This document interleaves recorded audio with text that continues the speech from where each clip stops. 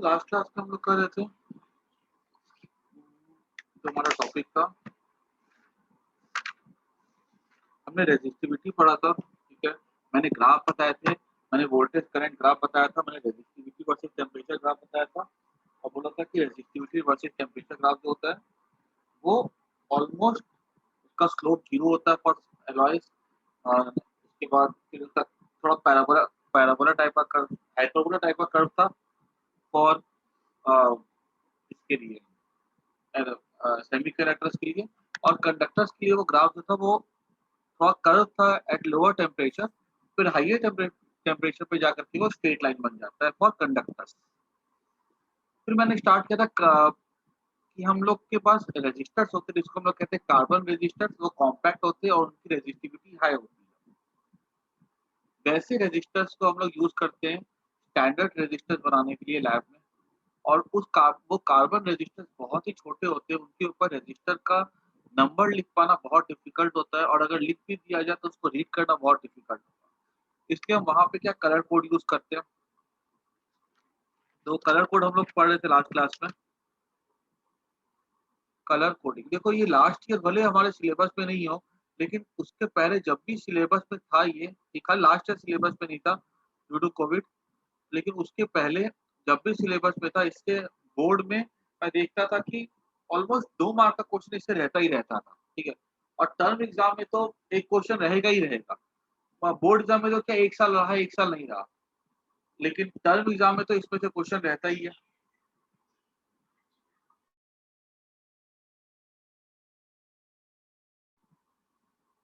हाँ, अब इसमें ना हम लोग 4 कलर बैंड देखते हैं।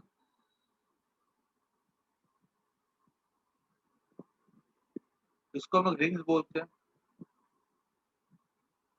तो फर्स्ट और सेकंड बैंड था वो था नंबर के लिए। तो फर्स्ट और सेकंड बैंड होता है वो नंबर होता है। तो नंबर क्या दिखाता है, मैग्नीट्यूड।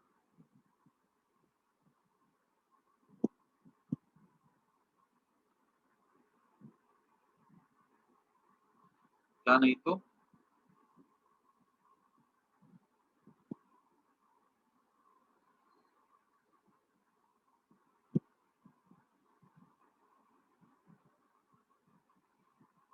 वैल्यू बोल सकते हैं। जो थर्ड बैंड होता है वो दिखाता है मल्टीप्लायर।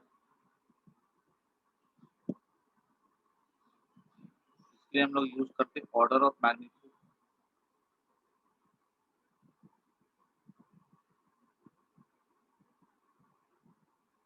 फोर्थ बैंड जो होता है उसके लिए हम यूज करते हैं वर्ड टॉलरेंस।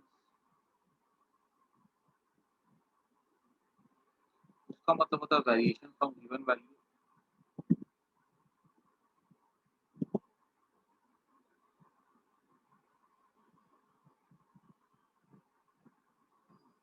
ये ऐसा होता है, ठीक है, ये नंबर्स ऐसे लिखे जाते हैं, इसको नोट कर लो। फिर हम आते हैं नेक्स्ट पेज पे।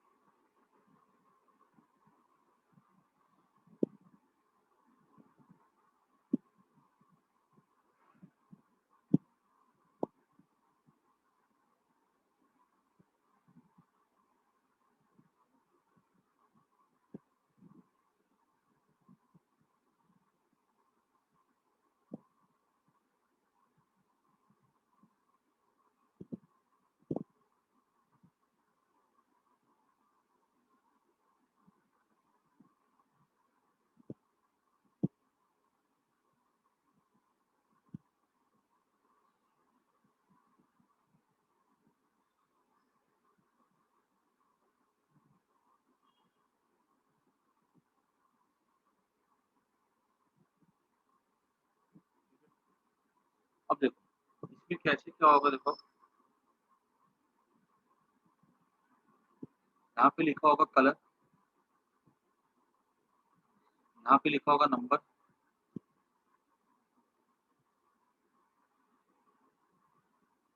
यहाँ पे लिखा होता है थर्ड में मल्टीप्लायर, यहाँ पे लिखा होता है tolerance.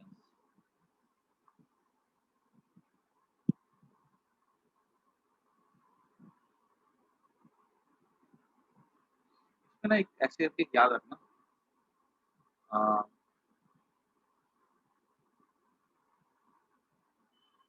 Black, brown, red,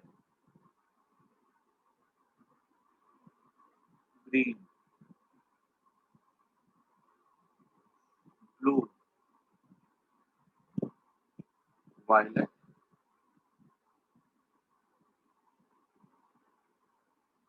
grey, white. यहाँ पे नंबरिंग ऐसे करते हैं 0 1 2 3 4 5, black, brown, red,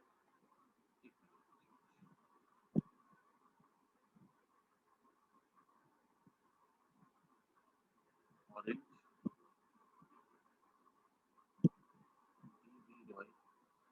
yellow,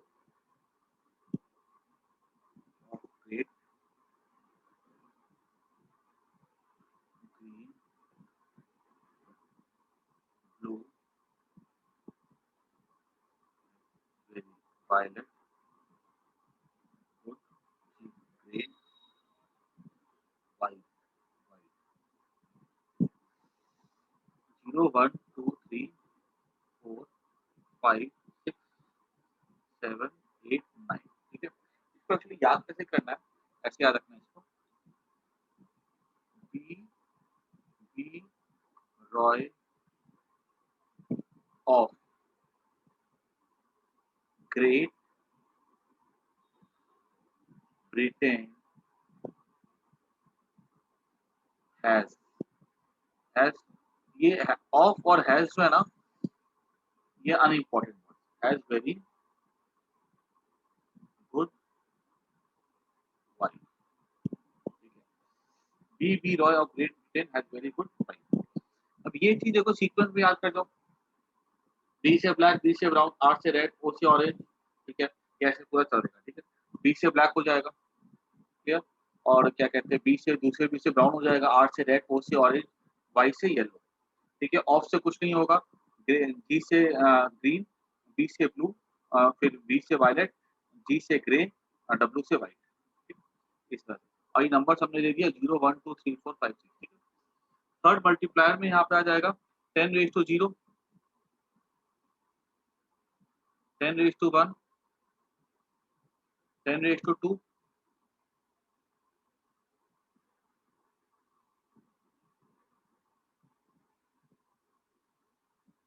10 raise to 3,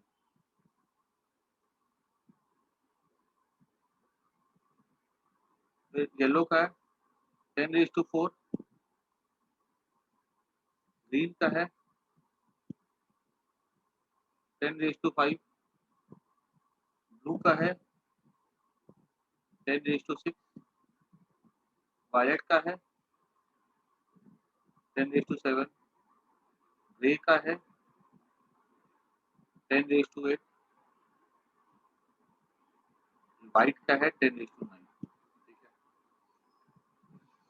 तो टॉलरेंस में हमारे 3 कलर होते हैं, गोल्ड, सिल्वर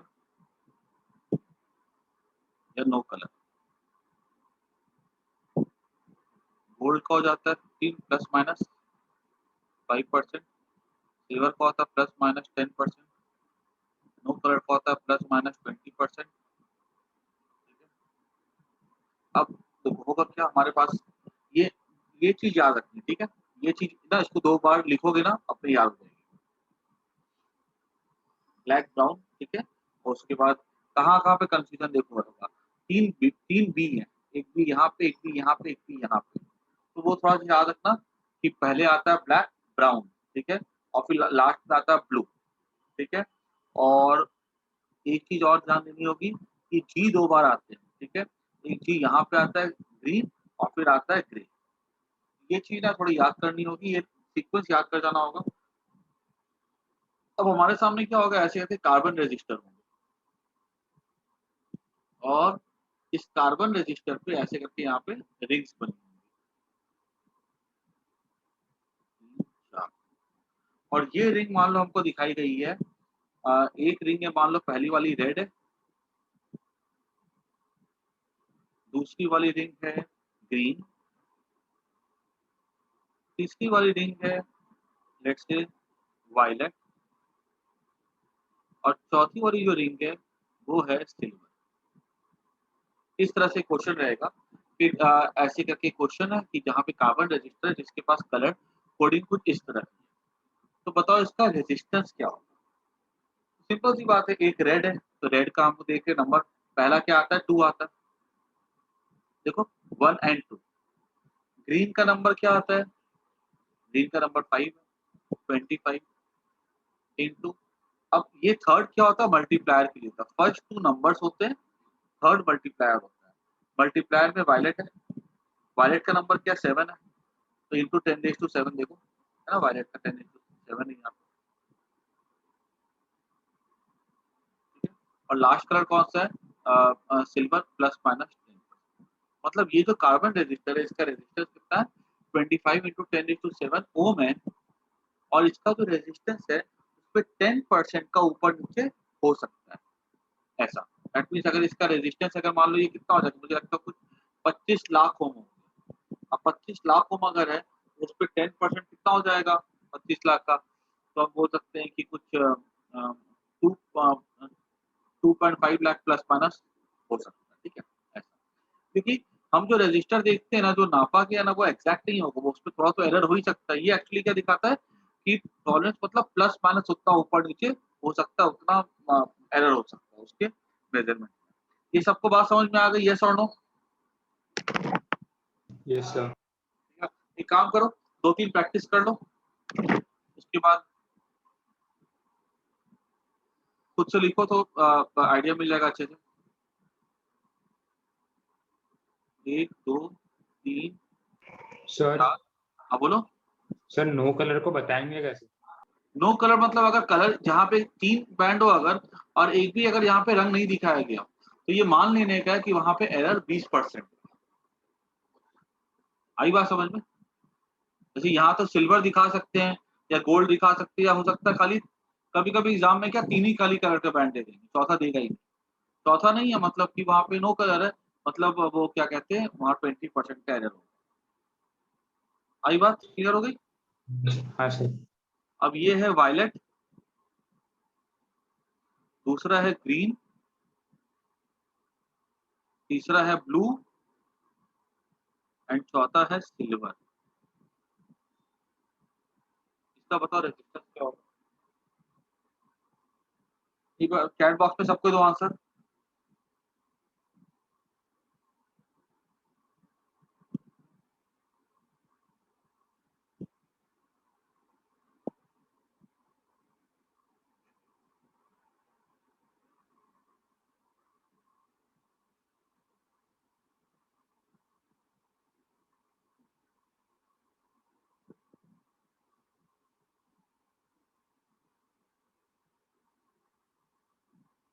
सही है, समझ सही है रचित।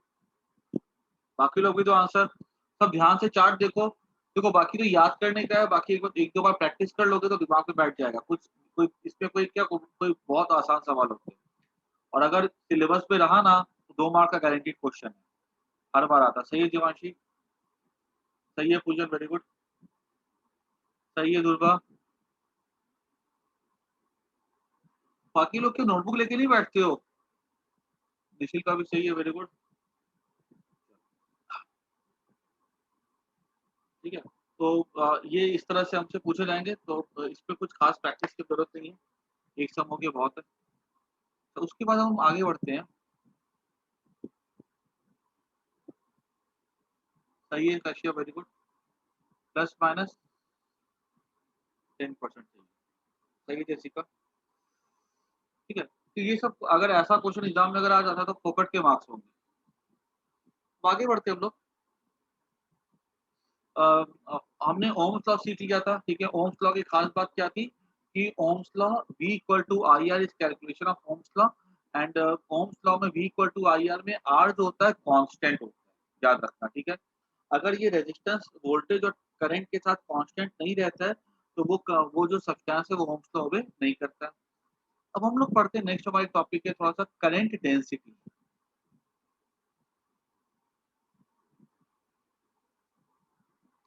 मान लो कि ऐसा कहीं पे कोई करंट फ्लो कर रही है इस तरह से, ठीक है। और जिधर करंट फ्लो करती है ना उधर हम बोलते हैं कि क्या होगा, करंट डेंसिटी होगा। हमने यहाँ पे एक एरिया ऐसा ड्रॉ किया और ये एरिया वेक्टर है, और इस एरिया वेक्टर का जो डायरेक्शन है ये करंट का डायरेक्शन है, और ये जो एरिया वेक्टर का डायरेक्शन है वो भी किधर है, इधर ही है। मतलब area vector is parallel to current. हमसे पूछा गया कि बताओ यहाँ पे करंट डेंसिटी क्या होगी, तो हमने बोला करंट डेंसिटी यहाँ पे हो जाएगी J equals to I by A. यहाँ पे हमने क्या बोल दिया, आई क्या हो जाएगा, J। कितनी करंट डेंसिटी होगी, फिर करंट बाय एरिया कर देंगे। अब सोचो, अगर मान लो मैं यहाँ पे करंट ऐसे फ्लो कर रही है, मेरा एरिया जो है उसका जो एरिया वेक्टर है वो करंट के पैरेलल है। देखो एरिया और एरिया वेक्टर, ठीक है, या एरिया के बदले हम बोल सकते हैं प्लेन सरफेस और एरिया वेक्टर, दोनों अलग अलग बात है। जब मैं प्लेन सरफेस बोलता हूँ तो मैं ये सरफेस की बात कर रहा हूँ। जब मैं वेक्टर एरिया वेक्टर बोलता हूँ मैं सरफेस के परपेंडिकुलर की बात कर रहा हूँ। अब सोचो यहाँ पे मैंने क्या किया, एक दूसरा एरिया ड्रॉ किया इस तरह से, ठीक है। इसका एरिया वेक्टर जो है वो कुछ इस तरह का है, और यहाँ पर भी करंट ऐसे फ्लो कर रही है। तो मेरे से पूछा गया कि बताओ फर्स्ट एरिया से तो करंट पास हो रही है, दिख रहा है आर पार होकर के जा रही है। लेकिन अगर हम सेकेंड एरिया की बात करें तो हम देखते हैं कि सेकेंड एरिया से जो है करंट पास नहीं हो रही है, ठीक है। वो तो उसकी अलोंग जा रही है। तो यहाँ पूछा जाएगा कि यहाँ पे अगर करंट पास नहीं हो रही है तो हमने पूछा कि यहाँ पर बताओ करंट कितनी हो जाएगी, तो मैंने बोला यहाँ से करंट 0 हो जाएगी। तो अगर करंट यहाँ से देखा जाए तो यहाँ से करंट पास हो रही है इस एरिया से, और यहाँ इस एरिया से बात की जाए, अगर चार्ज अगर ऐसे फ्लो कर रहा है, ठीक है, तो इस एरिया से कितना करंट पास हुआ, पास ही नहीं किया इस एरिया से, वो तो अलोंग चला गया ना। इलेक्ट्रॉन्स आर या चार्ज आर फ्लोइंग, ठीक है। तो what is the current through this area, तो हमने बोल दिया 0। करंट थ्रू दिस एरिया मतलब इलेक्ट्रॉन को उसके आर पार निकलना पड़ेगा। तो हमने यहाँ से बोल दिया कि अच्छा, यहाँ पे हमने फिर बोला कि कोई ऐसी, यहाँ से करंट है JA, और यहाँ पे अगर हम देखेंगे तो करंट है ही नहीं, तो हमने बोल दिया यहाँ पे कुछ ना कुछ एंगल के साथ भी रिलेशन होना चाहिए, है ना। तो यहाँ पे एंगल के साथ ये हमने दिखा दिया J कैप, ठीक है। करंट डेंसिटी हमेशा किधर होती है, करंट डेंसिटी का डायरेक्शन हमेशा करंट की तरफ होता है। करंट डेंसिटी ऐसे, एरिया ऐसे, तो हमने बोल दिया JA, यहाँ पे लिख दिया cos 0 डिग्री, यहाँ लिख दिया हमने cos 90 डिग्री। कुछ ऐसी बात है जैसे हमने प्रीवियस चैप्टर में फ्लक्स पढ़ा था, ठीक है। जब फ्लक्स की हमने बात की थी तो हमने बोला था कि मान लो ऐसे एरिया है, तो हमने बोला इलेक्ट्रिक फील्ड ऐसा है और एरिया वेक्टर ऐसा है, तो मैंने बोला था कि फ्लक्स क्या हो जाएगा, EA। फिर जब मैंने ऐसा बोला कि जब इलेक्ट्रिक फील्ड ऐसा है और एरिया ऐसा है, तो मैंने बोला था कि यहाँ से फ्लक्स कितना होगा, 0। तो मैंने बोला था कि अच्छा, फ्लक्स में हमने EA होता है, हमें यहाँ पे कुछ ना कुछ ऐसा एंगल भी ऐड करना पड़ेगा जिसकी वजह से एक ऐसा कुछ एंगल भी रोल प्ले करेगा जो कि 0 होता है 90 डिग्री पे, और मैक्सिमम हो जाता है 0 डिग्री पे। अब तो हमने बोला था कॉस थीटा, तो E.A ऐसे हमने पढ़ा था ना। इन द सेम वे अगर मान लो कहीं पे करंट है, वहां पे करंट डेंसिटी होगी और करंट डेंसिटी, और अगर वहाँ पे करंट डेंसिटी है तो वहाँ पे अगर हमने कोई एरिया ड्रॉ किया तो उस एरिया से करंट पास हो भी सकता है, नहीं भी हो सकता है। वो डिसाइड होता है एरिया वेक्टर और करंट डेंसिटी के एंगल से। करंट डेंसिटी का डायरेक्शन हो जाता है डायरेक्शन ऑफ द करंट। तो उसके साथ हमने देखा कि यहाँ से देखो करंट है, करंट डेंसिटी इधर होगी, तो करंट डेंसिटी, करंट कितना हो जाएगा, JA cos 0। और यहाँ पे कितना हो जाएगा जे ए कॉस 90, ये हो जाता है करंट डेंसिटी। तो हमने क्या बोल दिया यहाँ से कि I equals to J A cos theta हो जाता है, तो जे हो जाएगा I upon A cos. This is the expression for the current density. और इसको अगर डिफाइन करने के लिए बोला जाए तो इसको हम ऐसा डिफाइन कर सकते हैं,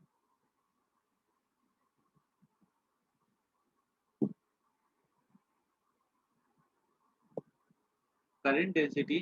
देखो J इक्वल्स टू आई कब होगा, जब एरिया हो जाएगा 1 और कॉस थीटा हो जाएगा 1। तो हम ऐसा बोल सकते हैं current density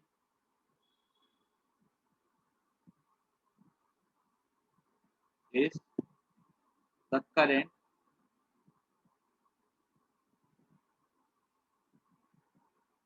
passing through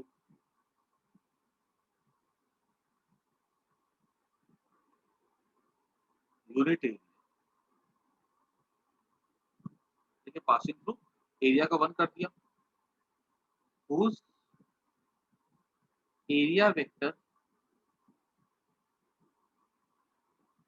is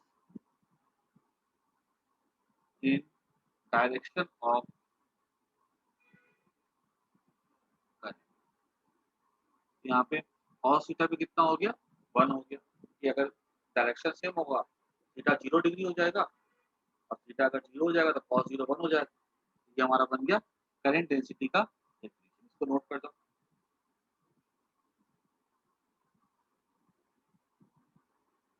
और करंट को मैं क्या लिख सकता हूँ, देखो तो ऐसे करंट हो जाएगा I equals to J vector dot A vector. जिधर करंट है उधर करंट डेंसिटी दिखा दो। ठीक है, अगर ये करंट डेंसिटी हमारे एरिया के एरिया वेक्टर के डायरेक्शन में है, क्लियर, तो करंट उस एरिया से पास करेगा। अगर हमारा एरिया वेक्टर परपेंडिकुलर है करंट डेंसिटी के, तो उस एरिया वेक्टर से करंट पास नहीं करेगा। ये करंट है, ये ये करंट डेंसिटी है।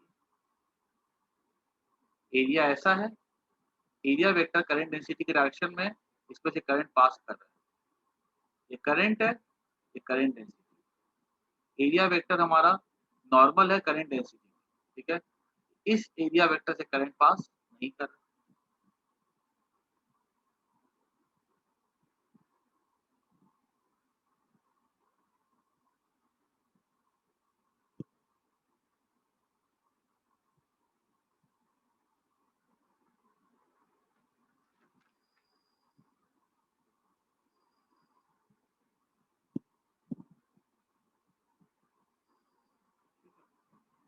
इसकी डेफिनेशन नोट कर दो बस।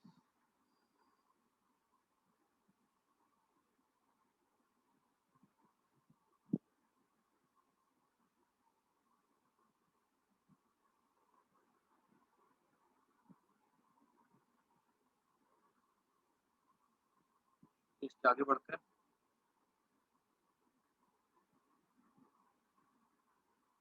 मुझे नोट क्या होगा,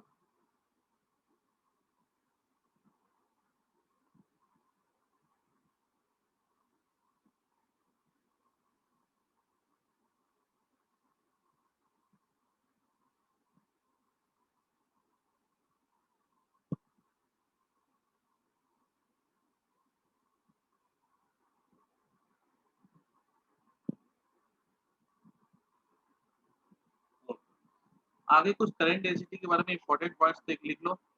करंट डेंसिटी के बारे में क्या क्या चीजें होती है। करंट डेंसिटी, पहला, it is a vector quantity.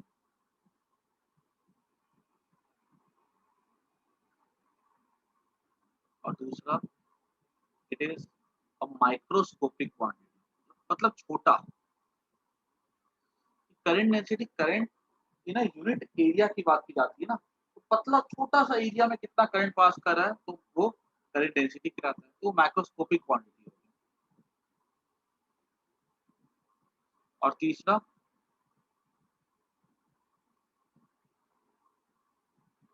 Its unit is ampere per metre. ठीक है, करंट स्केलर होती है, करंट मैक्रो होती है। ये करंट कैसा होता है, मैक्रो होता है, करंट बड़ा होता है। उसके बाद देखो ओम्स लॉ सबने पढ़ के रखा है, एक एग्जाम में क्वेश्चन आता है, write Ohm's law in microscopic form.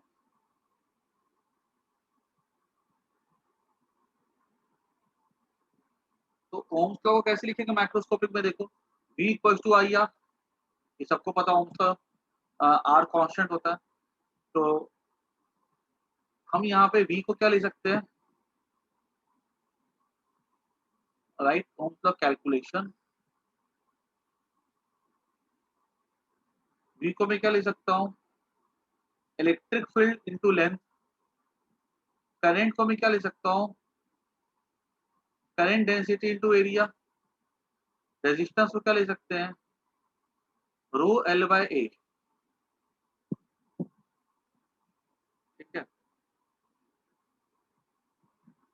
ये वोल्टेज हो जाएगा electric field into length, current density current into area, resistance rho L by, ये एल कट जाएगा, ये ए कट जाएगा। इसको लिखा मैंने E vector equal to rho J vector, electric field equal to resistivity into current density. ये क्या हो गया, ओम्स लॉ हो गया माइक्रोस्कोपिक फॉर्म में। क्योंकि देखो वोल्टेज, वोल्टेज एक बड़ी क्वांटिटी हो गई। क्लियर, जैसे मैं बोलता हूँ यहाँ से यहाँ का वोल्टेज है 10 वोल्ट, लेकिन ये लेंथ हमको दी गई है 2 मीटर। ठीक है, यहाँ पर अलग अलग पॉइंट पे अलग अलग वोल्टेज होगा, लेकिन अगर मैं छोटे से पार्ट पे देखूँ तो इलेक्ट्रिक फील्ड तो यूनिफॉर्म हो जाएगा 10/2, है ना, 5 हर पॉइंट। तो इलेक्ट्रिक फील्ड क्या होगी, छोटे से रीजन के लिए होगी, जो कि हम नाप सकते हैं। रेजिस्टेंस बड़े कंडक्टर का होता है, छोटे से पार्ट का क्या होता है, मतलब यूनिट और यूनिट लेंथ और यूनिट एरिया का क्या कहलाता है, रेजिस्टिविटी कहलाता है। तो रेजिस्टेंस क्या हो गया, माइक्रोस्कोपिक, रेजिस्टिविटी क्या हो गया, माइक्रोस्कोपिक फॉर्म ऑफ रेजिस्टेंस हो गया। और अभी मैंने बताया करंट डेंसिटी जो होता है माइक्रोस्कोपिक फॉर्म हो जाता है करंट का। ऐसा भी सवाल आ सकता है, राइट डाउन ओम्स लॉ इन वेक्टर फॉर्म। ओम्स लॉ इन वेक्टर फॉर्म, देखो ये भी ओम्स लॉ इन वेक्टर फॉर्म हो गया। और अधिकतर ये सवाल बताओ 1 मार्क के क्वेश्चन में बहुत पूछा जाता है कि ओम्स लॉ इन वेक्टर फॉर्म में इट इज, 4-5 ऑप्शन दे दिए जाते हैं, तो चेक चूज करना होता है। तो वो तो देख करके याद हो जाएगा, इसको नोट कर दो।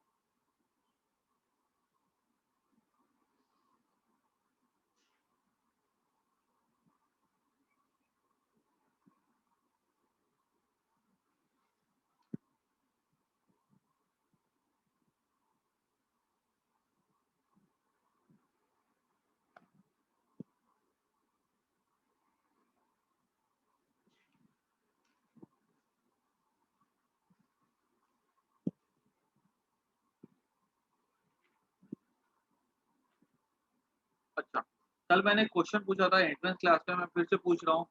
ठीक है, सबको इसका ध्यान रखना, ये क्वेश्चन बहुत बार पूछा गया। ऐसे कंडक्टर है,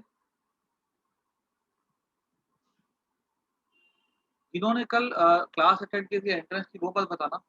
बाकी लोग बताओ कि करंट ऐसे फ्लो कर रहा है ए से बी, तो बताओ पहले कि करंट जब ए टू बी फ्लो करेगा तो वो इंक्रीज करेगा, वो डिक्रीज करेगा, या वो सेम रहेगा।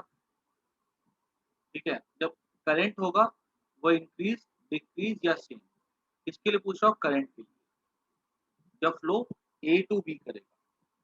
दूसरा क्वेश्चन है ड्रिफ्ट वेलोसिटी, वो इंक्रीज करेगी, डिक्रीज करेगी कि सेम रहेगी, ड्रिफ्ट वेलोसिटी बताओ। करंट के लिए लिखो आई डी या एस, और ड्रिफ्ट वेलोसिटी के लिए लिखो आई डी या S.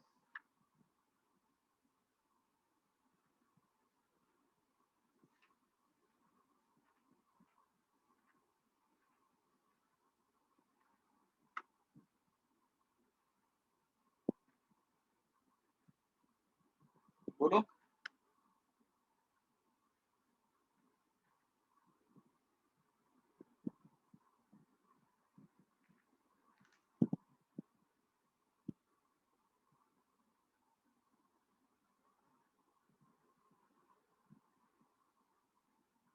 Current will increase decrease? नहीं, देखो याद करो, ये पता है क्वेश्चन में याद करो, जैसे पढ़ा था हम लोगों ने क्लास 11th में बर्नौलीज़ थ्योरम। बर्नौली थ्योरम में याद करो, हमने ऐसा देखा था कि मान लो ऐसे कोई कंडक्टर है, ठीक है? इस तरह से अगर पानी का फ्लो होता है, अगर पानी यहाँ से फ्लो करता है 2 लीटर अगर 1 सेकंड में, तो यहाँ से भी फ्लो करेगा 2 लीटर 1 सेकंड में, यहाँ से भी 2 लीटर 1 सेकंड में। बस अमाउंट ऑफ वाटर जो फ्लो करेगा ना वो कांस्टेंट रहता है। फ़र्क कहाँ पड़ता है? स्पीड में। याद है A1 V1 equal to A2 V2, याद करो प्रिंसिपल ऑफ कंटिन्यूटी। यहाँ पर भी बिल्कुल वही कहानी है। पढ़ रहे हैं हम लोग भले चार्ट के बारे में, लेकिन तरीके से देखा जाए यहाँ भी प्रिंसिपल ऑफ कंटिन्यूटी ही है। यहाँ से जितना चार्ज फ्लो करेगा इस एरिया से, उतना चार्ज यहाँ से भी फ्लो करेगा, उतना चार्ज यहाँ से भी फ्लो करेगा।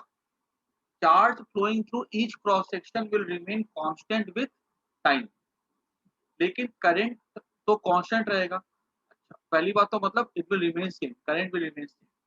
दूसरी बात, करंट का फॉर्मूला हो जाता है I इक्वल्स टू NeAVD। अब I तो सेम रहेगा, नंबर ऑफ चार्ज डेंसिटी तो सेम ही होती है। मेटल बड़ा हो पतला हो, चार्ज डेंसिटी जो होती है वो सेम रहती है, क्योंकि चार्ज इन यूनिट वॉल्यूम कैसा रहेगा? सेम रहेगा। ठीक है? Charge density is property of the conductor. Electron का चार्ज तो सेम ही रहेगा। अब यहाँ पे करंट सेम है, लेकिन हम जैसे हम आगे बढ़ेंगे वैसे वैसे क्या एरिया बढ़ रहा है। अगर एरिया बढ़ रहा है और करंट कांस्टेंट रहेगा, तो ड्रिफ्ट वेलोसिटी क्या होगी? वो डिक्रीज करेगी। तो ड्रिफ्ट वेलोसिटी विल डिक्रीज। ठीक है? ये वैसे ही कहानी थी बर्नौली थ्योरम में, याद करो। अगर कोई पतला एरिया आता था तो वहाँ वेलोसिटी कैसी होती थी? पानी की बढ़ जाती थी। सीरीन से जब पानी फ्लो करता है, ठीक है? तो पानी कितना तेजी से फ्लो करता है, वेलोसिटी बहुत ज़्यादा हो जाती है क्योंकि एरिया बहुत कम हो जाता है। ठीक है? तो ये दोनों पॉइंट को नोट कर जाना। अब हम लोग नेक्स्ट टॉपिक पे आते हैं। ये टॉपिक जो है ना मैं फटाफट खत्म कर दूँगा, series and parallel connection. Board में हमारे जितना काम का है हम उतना ही पढ़ेंगे, बाकी इसके सिमेट्री वाले प्रॉब्लम्स होते हैं, वो सब हम लोग एंट्रेंस में देखेंगे, ठीक है? तो क्या है, देखो टॉपिक अपना सीरीज़ एंड पैरेलल कनेक्शन।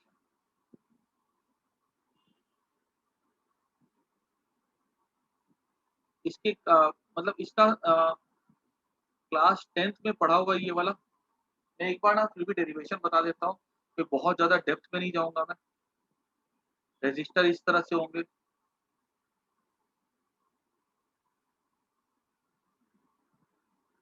एक सेल है यहाँ पे ऐसा पॉज़िटिव और दूसरा नेगेटिव है। करंट ऐसे निकलेगी। ए से बी अगर करंट जाएगी तो उसके उसके जाने के लिए एक ही पाथ होगा।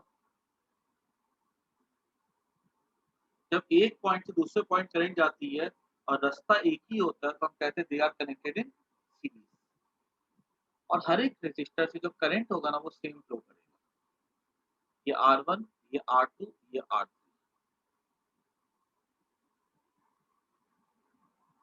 तो अगर करंट यहाँ पे सेम फ्लो करेगा R1, R2 और R3, तो यहाँ पर पूछा जाएगा कि डिवाइड क्या करता है? तो डिवाइड करता है पोटेंशियल डिफरेंस। मान लो ये V है, यहाँ पोटेंशियल डिफरेंस V1, यहाँ V2, यहाँ पे V3। ऐसा पोटेंशियल डिफरेंस यहाँ पे डिवाइड कर जाता है।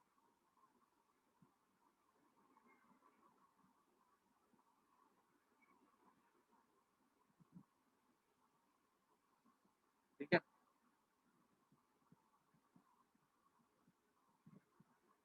तो V1 इक्वल्स टू V को मैं क्या ले सकता हूँ? V1 plus V2 plus V3 divide क्या करता है? Potential difference. V हो जाएगा हमारा I into R S equals to I R1, I R2, R S क्या हो जाएगा? R1। ठीक है? This is answer. Equivalent resistance क्या हो गया? R1 plus R2 plus R3। इसको नोट कर लो। और पैरेलल का क्या था? ये कैपेसिटर भी पढ़ के रखा है हमने, ठीक है? कुछ खास नहीं है इसमें, रिपीटेड टॉपिक है, तो बहुत ज़्यादा दिमाग लगाएंगे। सेल है, ठीक है? तीनों के अक्रॉस वोल्टेज कैसा होगा? सेम होगा। करंट फ्लो करेगी मान लो आई यहाँ पे, तो I1, I2, I3। मैं लिखूंगा I इक्वल्स टू I1 आई हो जाएगा हमारा V upon R P, V by R one, ये सबसे V कट जाएगा, 1 by R P equals to 1 by R one plus 1 by R two plus 1 by R, ठीक है। इसको एक बार फटाफट फॉर्मेलिटी के लिए नोट कर जाओ,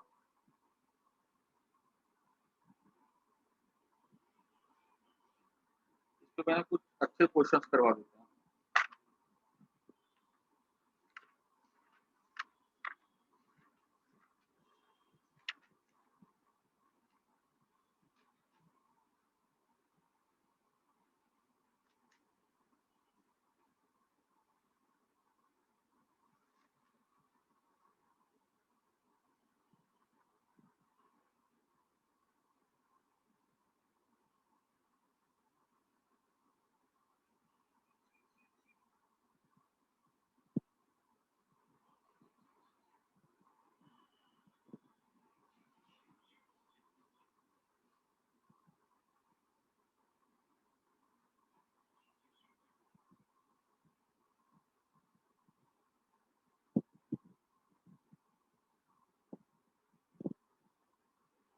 आगे बढ़ते हैं, ये वाले कुछ क्वेश्चंस देख लो।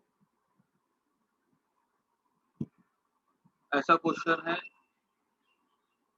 ये 10 ओम का है,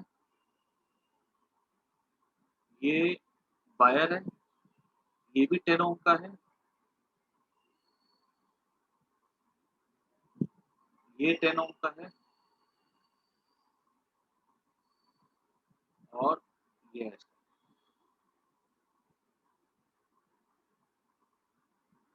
ये ए पॉइंट है, ये बी पॉइंट है। इसके वॉट पे देखो रेजिस्टेंस निकालना। तो एक क्वेश्चन मैं करके दे रहा हूँ, इस टाइप के और भी क्वेश्चंस रहेंगे, वो ट्राई करना। अब देखो यहाँ पर कभी भी अगर हमें कोई ऐसी वायर दिखे इस तरह से, तो उस वायर में कोई भी तरह का पोटेंशियल ड्रॉप नहीं होता। हम ए पर अगर ध्यान से देखें, तो ए पर मान लो पोटेंशियल है V, ठीक है। जब भी अपने को याद रखना, जब भी अपने को अपने सर्किट डायग्राम में ऐसी वायर दिखे जिसके ऊपर कोई रेजिस्टेंस नहीं है, ठीक है, ऐसी वायर दिखे जिसके पास कोई रेजिस्टेंस नहीं है, तो वहां पर प्रेफर करो पोटेंशियल मेथड, ठीक है। ये एक मेथड होता है जिससे कि हम लोग आसानी से सॉल्व कर सकते हैं।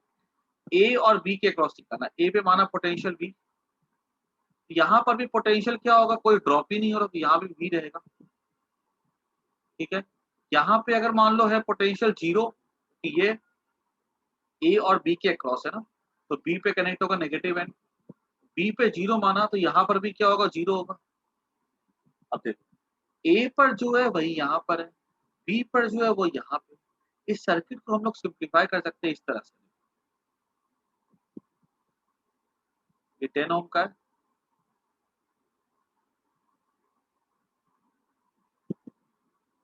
ये 10 ओम का हो जाएगा, देख सकते हो कैसे, ये पॉइंट और ये पॉइंट इक्विवेलेंट है, तो मैंने क्या किया, इसको और इसको एक ही कर दिया, ये इसके अक्रॉस कनेक्ट करो या इसके अक्रॉस कनेक्ट करो, बात एक ही है। In the same way B है यहाँ पे 10 ओम का, यहाँ पे बी पे लेकर के आओ या यहाँ पे लेकर के आओ, बात एक ही है।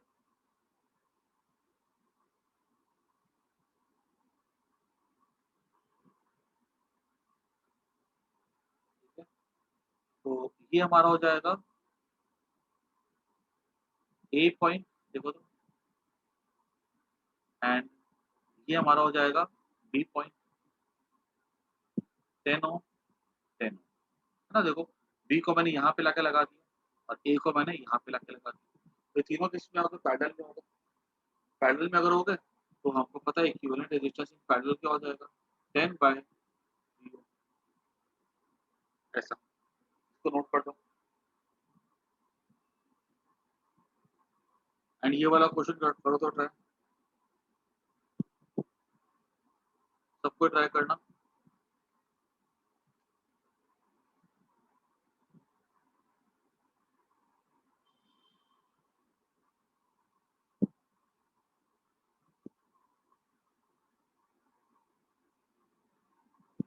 ए सी डी,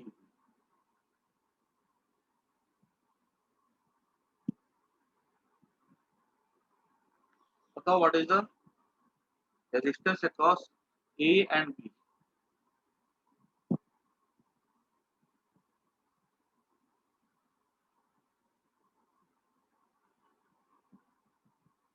6 ओम का हर एक रेजिस्टेंस।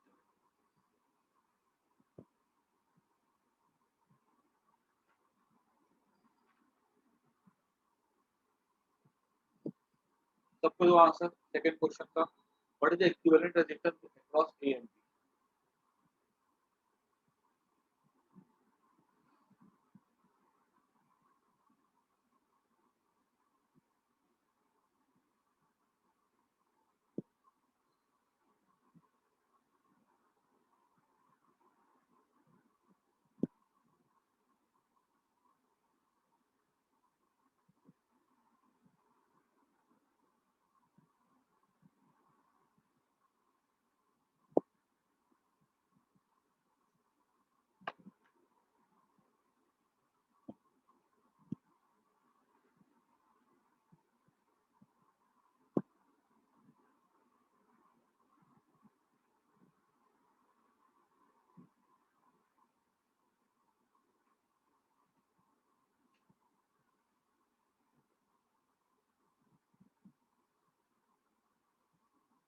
ठीक है रचित, बाकी लोग भी दो आंसर,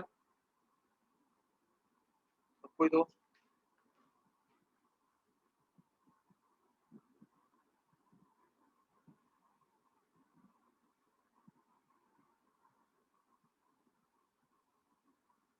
नहीं निश्चित, चेक करो।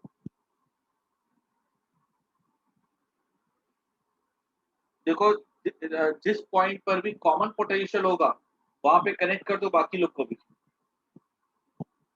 ठीक है कश्यप, वेरी गुड, सही समझ।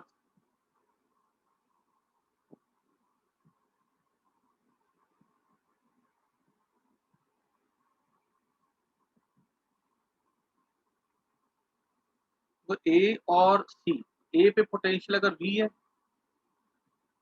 तो डी पर भी क्या होगा, वी होगा ना। मैंने ए पॉइंट लिया और यहाँ पर सी पॉइंट, ए पर पोटेंशियल और डी पर पोटेंशियल सेम होगा, और यहाँ से ए से मैंने ड्रॉ किया रजिस्टर अक्रॉस सी। ठीक है 6 ओम। फिर ए से मैंने, फिर देखो सी और डी, सी और डी मतलब ए ही है, देखो डी और ए इक्विवेलेंट है। सही दुर्गा, डी और ए इक्विवेलेंट है। तो और सी तो देखो, उसके बाद देखो बी और डी, बी और डी के बीच, और डी इज इक्विवेलेंट टू ए ना।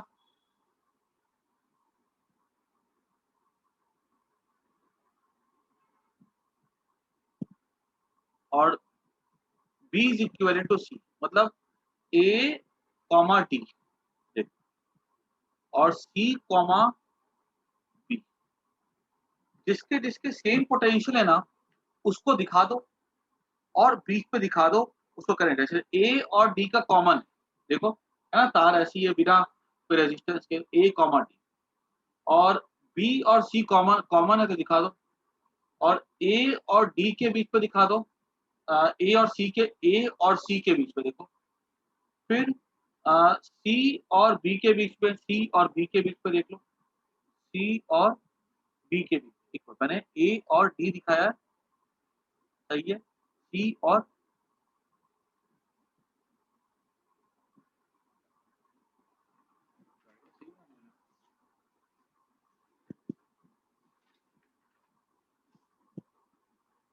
हाँ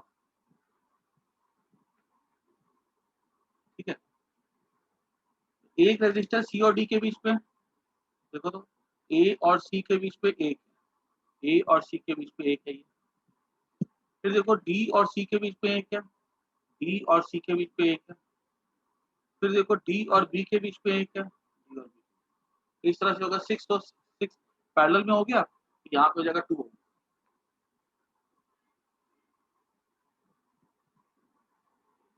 आई बात सबको समझ में।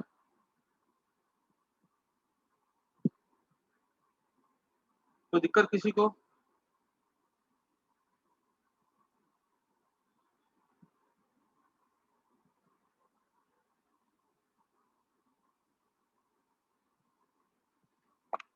जिन जिन पॉइंट का लगे पोटेंशियल सेम है, ठीक है, वो एक कॉमन पॉइंट पे वो नंबर को लिख दो, वो अल्फाबेट को लिख दो, ठीक है, और फिर उनके बीच में रजिस्टर को दिखा दो।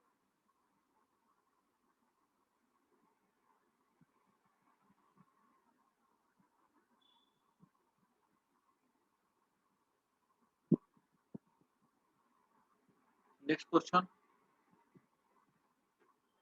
और एग्जैक्टली ऐसा सवाल जो कैपेसिटर में भी आएगा, वो मैंने दिया भी था एक क्वेश्चन ऐसा।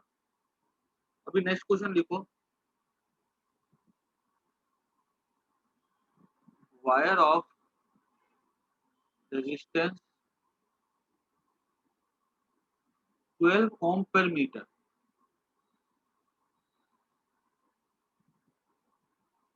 is bent to form complete circle of radius 10 centimeter.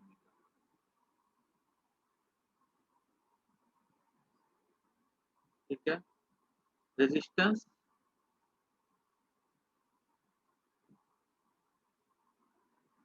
between diametrically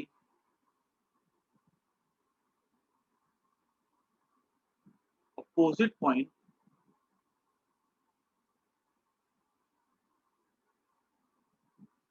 A and B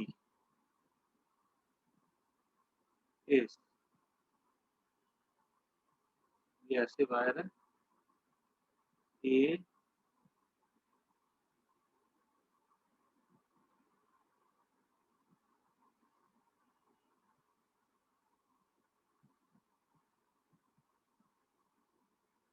A and B, इसके बीच हमको बताना है कि कितना करंट ऐसे आएगी, करंट ऐसे जाएगी, तो इसके बीच में कितना रेजिस्टेंस है। ऑप्शन है तुम्हारे पास 3 ओम, 6 ओम, 6 पाई ओम, 0.6 पाई ओम।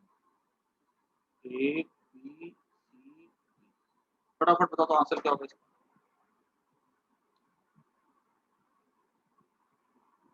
तुम्हें आंसर ऐसे ओरली दिखना चाहिए।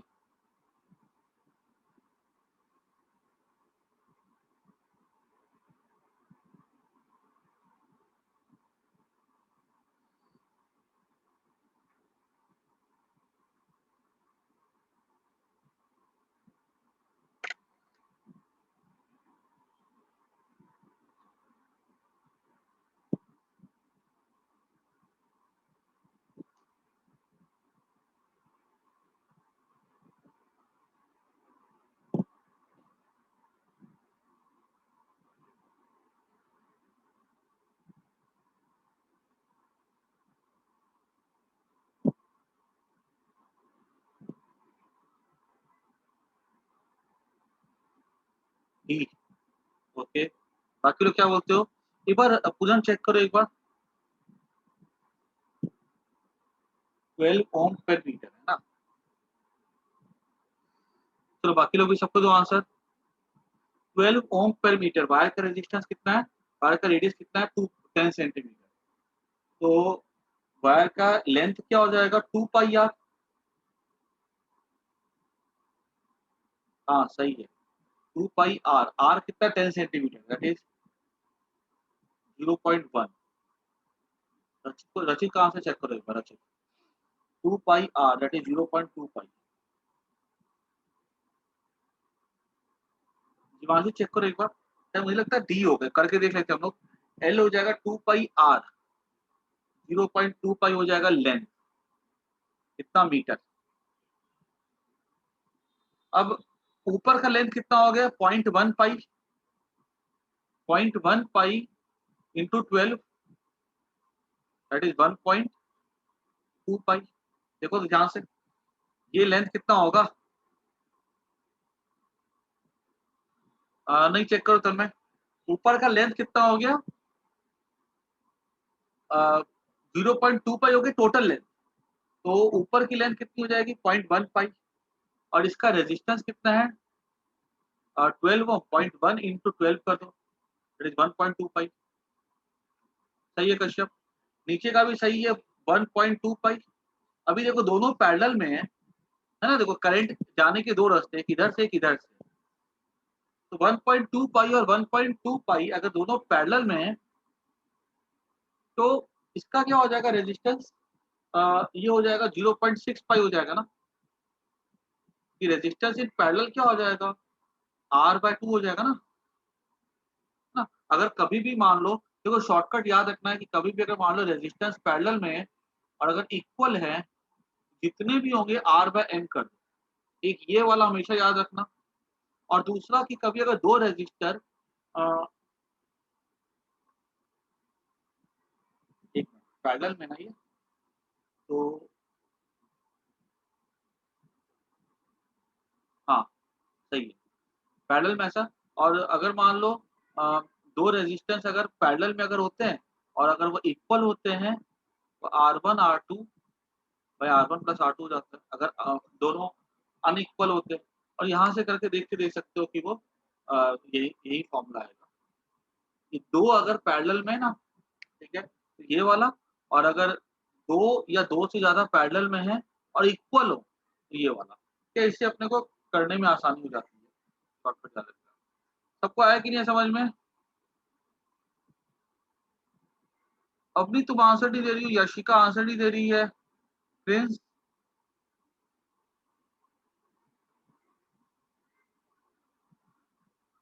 को डाउट किसी को तो पूछो इसमें, आगे बढ़ते हैं।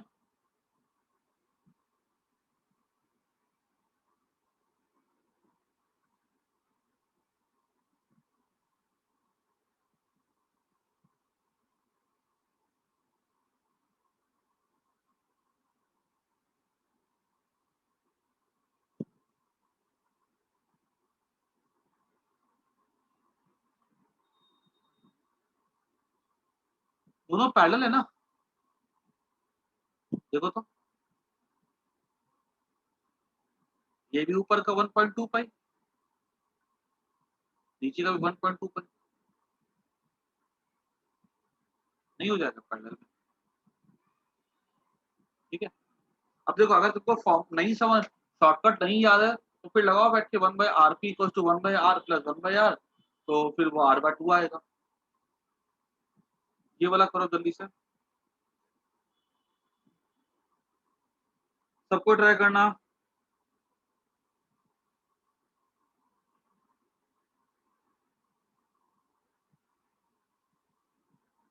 अब मेरे को हर एक बच्चे से आंसर चाहिए, अवनी, याशिका, प्रिंस, जो भी बच्चों ने आंसर पिछली बार नहीं दिया था हर एक बच्चा आंसर देगा।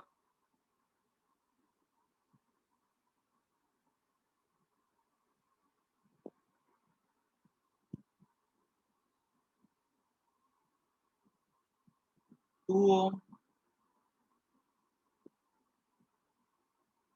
ठीक है, उसके बाद 2 ओम,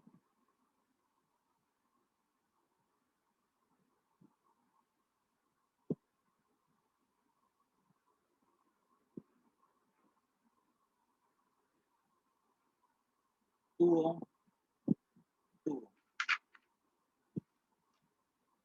ये ए है, ये बी है। Find the equivalent resistance across A and B, सबको ट्राई करो।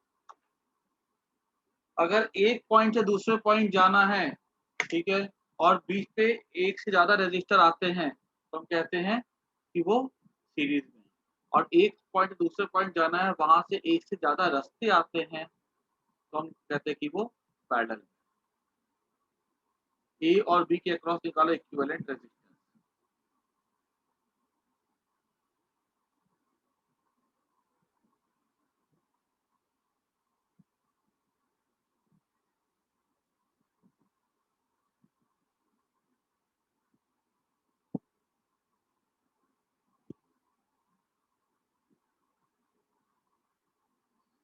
एक काम करो ना, ये वाला मुझे लगता है ना किरचॉफ लॉ का है ये, ये छोड़ दे वाला क्वेश्चन, ये किरचॉफ लॉ का लगा, किरचॉफ लॉ मैंने करवाया नहीं अभी तक।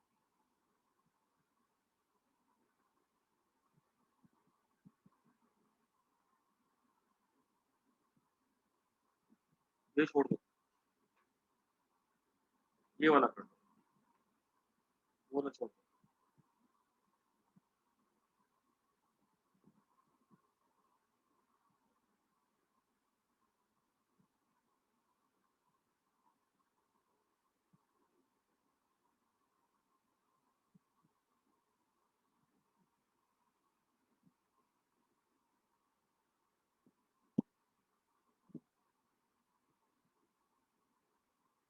फोर पॉइंट एट वोल्ट,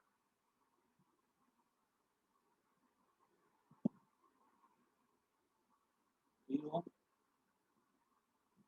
6 ओम, 6 ओम। करंट सर्किट में आई है, बताना सर्किट में करंट कितना है। 4.9 एम्पियर, 6.8 एम्पियर, 8.3 एम्पियर, 2 एम्पियर। बताओ what is the current in the circuit.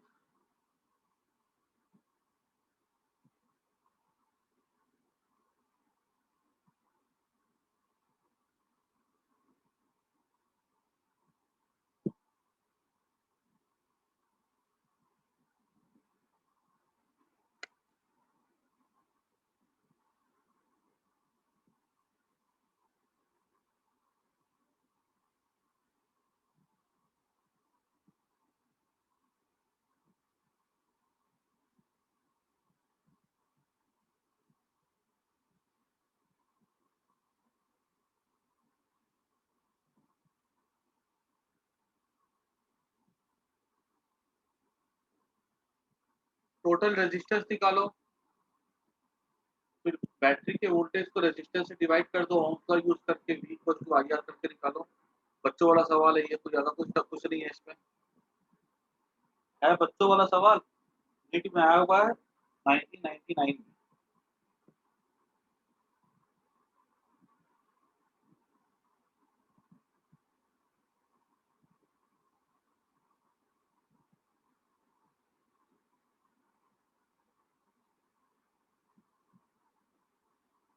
Okay Yashika,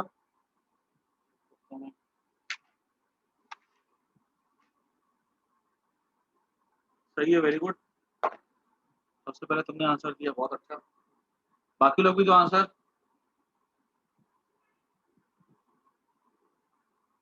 अग्नि का आंसर सही है, अग्नि वेरी गुड, बहुत बढ़िया। दोनों ने पहले आंसर नहीं दिया, इस बार दोनों ने सबसे पहले आंसर दिया, वेरी गुड। तो यहाँ से करंट आएगा, तो ये और यहाँ से करंट ऐसे ही जाएगा, तो ये दोनों तो हमारे सीरीज में हो जाएंगे, उसके साथ ये पैरेलल में हो जाएगा, तो 3 ओम और 12 ओम पैरेलल में हो जाएंगे। पैरेलल में अगर होंगे, सही है जीवांशी, तो R1 R2 bye R1 plus R2, तो 15 हो जाएगा। ठीक है, ये हमारा इक्विवेलेंट रेजिस्टेंस आ गया, 6 6 3 12/5। ठीक है, तो हमारा ये क्या हो जाएगा, 5 टू 10 2.4, ये हमारा इक्विवेलेंट रेजिस्टेंस हो जाएगा। सही है, बट फ्रेंड्स, तो अब ये क्या हो जाएगा, 2.4 ओम हो गया, 4.8 बाय 2.4 दैट इज 2। ठीक है, देखो बेसिक फॉर्मूला सबको पता है, लेकिन अगर दो तीन बातों का ध्यान रखना है, ठीक है, तुम चाहो तो इसको नोट कर लो, क्योंकि मैंने क्या देखा अपने एक्सपीरियंस से कि बहुत सारे क्वेश्चन होते हैं जहाँ पे दो रजिस्टर होते हैं, या सिंप्लीफाई होने के बाद वो दो बन जाते हैं इस तरह से। तो पता है वहां पे अगर R1 R2 का है, तो वहां पे लिख लो कॉपी में कि इसका जो रेजिस्टेंस होता है वो क्या लिखते हैं हम लोग, R1 R2 bye R1 plus R2, इसको याद ही कर जाना। एक पॉइंट, दूसरा पॉइंट, अगर मान लो दो अगर रजिस्टर अगर इस तरह से हो,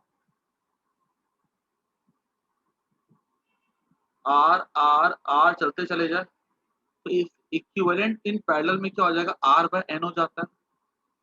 और सीरीज का तो पता ही है R one plus R two या एन आर होता है, ठीक है। ये दो एक्सप्रेशन हमेशा अपने दिमाग में रखना, बिकॉज ये हमारे सवाल को जो है ना, छोटी सी बात है लेकिन बहुत बार ऑकर होते हैं। तो हमारा कितनी बार क्या होता है, हमारा जो हमारे 2 स्टेप में हमारे 30 से 40 सेकंड लगते हैं आंसर निकालने में, वो 5 सेकंड में आंसर निकाल देते हैं। देखो मैंने यहाँ पे कहाँ कुछ किया, मैंने क्या यहाँ पे कुछ कुछ सॉल्व किया, मैंने बोला कि 6 6 12, ठीक है 12, और मैंने को दिख रहा है इसके साथ पैरेलल है, तो मैंने सीधे फॉर्मूला यूज कर लिया, आंसर निकाल लिया।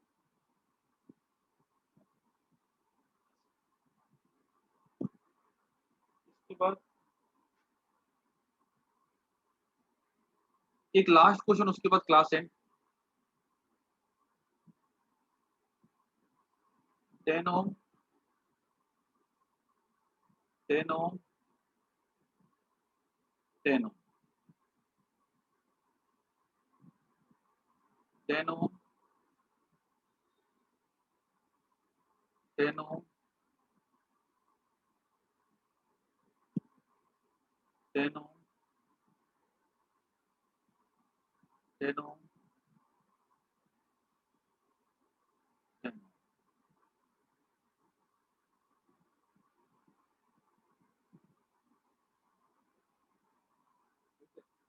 ऐसे करके रेजिस्टेंस है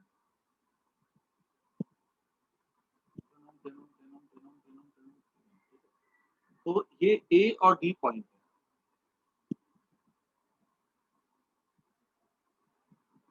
तो बताओ ए और डी के बीच में कितना रेजिस्टेंस।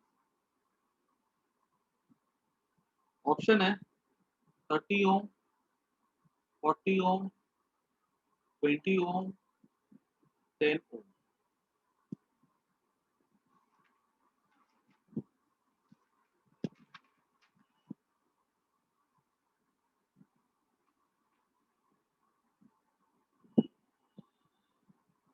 बताओ क्या होगा सही आंसर।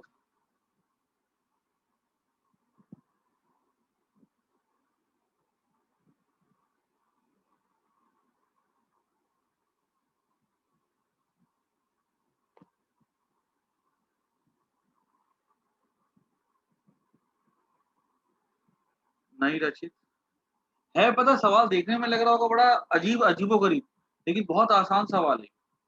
नहीं,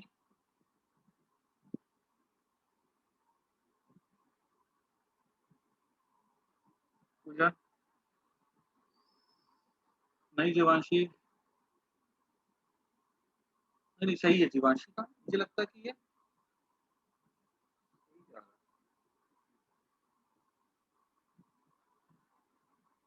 माना ना, ट्राई करो ट्राई करो। देखो ये वाले क्वेश्चन में ध्यान से देखो ना, अगर एक चीज समझना, सीरीज और पैरेलल का कंसेप्ट वही यूज करते हैं जहां करंट फ्लो करता है। यहाँ से ए से करंट फ्लो करेगा, ठीक है, और यहाँ से करंट फ्लो करेगा और यहाँ से करंट फ्लो करेगा, ठीक है, फिर यहाँ पे जाएगा, फिर यहाँ से करंट फ्लो करेगा, फिर यहाँ से करंट फ्लो करेगा, और फिर वो डी से करंट फ्लो करके यहाँ पे चला। कहने का मतलब ये है कि अगर हम ध्यान से देखें ना, तो ये 10 ओम और ये 10 ओम कुछ काम का ही नहीं है, ठीक है, ये दोनों 10 ओम काम का ही नहीं है। अब अगर हम यहाँ पे ध्यान से देखें, तो इसको अगर सिंप्लीफाई करते हैं तो ये 10 ओम से करंट जाएगा और डिवाइड करेगा, फिर यहाँ से एक पार्ट, एक हिस्सा ऐसे जाएगा और एक हिस्सा ऐसे जाएगा, and these two are useless. तो अगर हम ध्यान से देखें तो ये 10 ओम ऐसा हो गया, ये वाला 10 ओम, फिर यहाँ पे 10 ओम मैंने ऐसे दिखा दिया, फिर यहाँ से जब जाएगा तो ये 10 और ये 10 क्या हो जाएगा, 20 ओम हो जाएगा, और ये 10 ओम हो जाएगा ऐसा, और ये 10 ओम ऐसा हो गया। देखो तो मैंने इस दो के बदले 20 दिखा दिया। अब ये दो देखो, ये दो रजिस्टर अगर देखे ध्यान से तो पैरेलल में आ रहे हैं।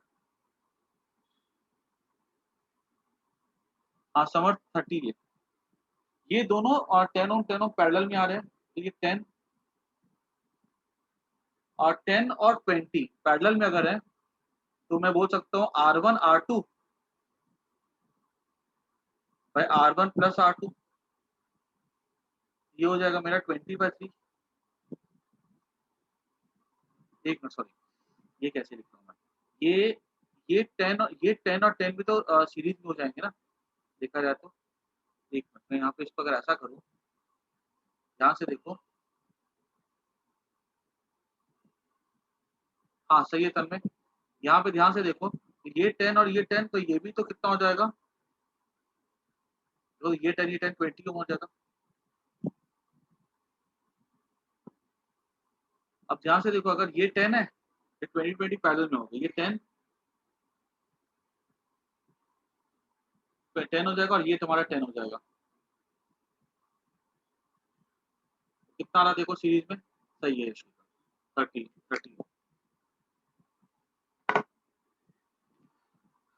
फिर हो गए सबको। चलो अभी Yes, sir. हाँ चलो मैं क्लास एंड करता हूँ, ठीक है। तो इस तरह के क्वेश्चंस एग्जाम में आते हैं, ठीक है, तो हम लोग कर सकते हैं। कल से मैं नया टॉपिक स्टार्ट कर दूंगा, ठीक है, सेल्स का और किरचॉफ का। तो आज के लिए काफी इतना, bye, take care. Thank you, sir. Thank you, sir.